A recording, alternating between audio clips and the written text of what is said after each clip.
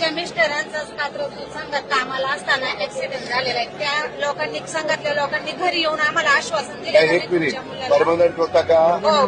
काय शिकलाय हा? ग्रॅज्युएशन झाले. बर. आणि मिस्टर काय करत होते? वाटप विभागात कामाला होते. स्वप्नील, मी आता जे काम सांगतो ते कुठल्याही परिस्थितीत झालं पाहिजे.